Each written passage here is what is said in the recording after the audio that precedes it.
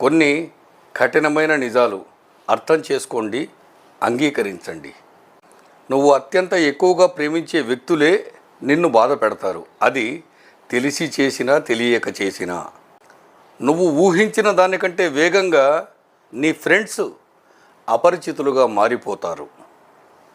బాధ, దుఃఖం, ఏడుపు, గుండెకోత, అపజయాలు ఇవన్నీ జీవితంలో ఒక భాగం మాత్రమే.